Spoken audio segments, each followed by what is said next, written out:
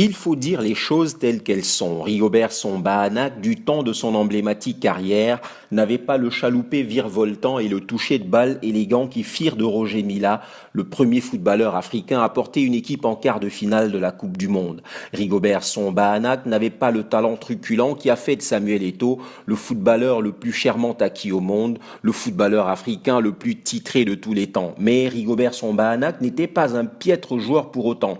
Dans la catégorie des défenseurs centraux, il n'était pas loin de rivaliser avec les tout meilleurs. Quelque chose en a cependant fait la crème de la crème, son charisme. Rigobert Song-Bahanak en irradiait, il était enveloppé d'une atmosphère immatérielle si palpable qu'elle en a fait un meneur d'hommes, un capitaine de troupe, un chef de bande naturel et incontestable.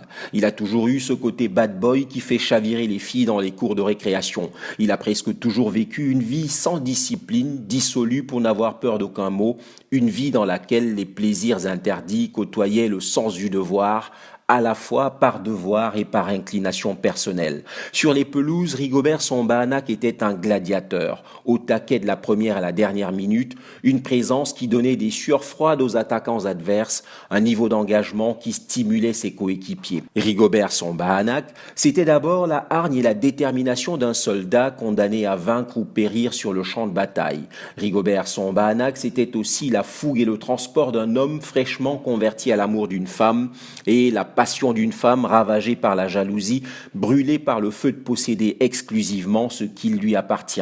Ces 137 sélections ne sont pas tombées du ciel, il les a méritées les unes après les autres. Quand on interroge ses camarades de sélection, justement, ils racontent tous l'histoire d'un homme intrépide, conquérant, disponible, une boussole pour les plus jeunes, un fil d'Ariane pour les autres, un lien entre les générations, celui qui servait de zone tampon dans les moments de conflit. Son histoire personnelle explique le capital sympathie dont il jouit. Seule la mort brutale de Marc-Vivien Foé le 26 juin 2003 avait mis les Camerounais dans un tel émoi. L'annonce des déboires de santé de Rigobert Song-Bahanak a déchaîné des passions qui auraient pu embraser le tissu social camerounais, en remettant sur le billard les faiblesses du système de santé, ses carences en structure de pointe, malgré un personnel souvent compétent et dévoué au-delà de toutes les espérances. Pour le citoyen ordinaire, il n'importe qu'une chose, que Rigobert Song-Bahanak se remette de son accident vasculaire cérébral. Son admission à la Pitié-Salpêtrière à Paris a calmé les esprits.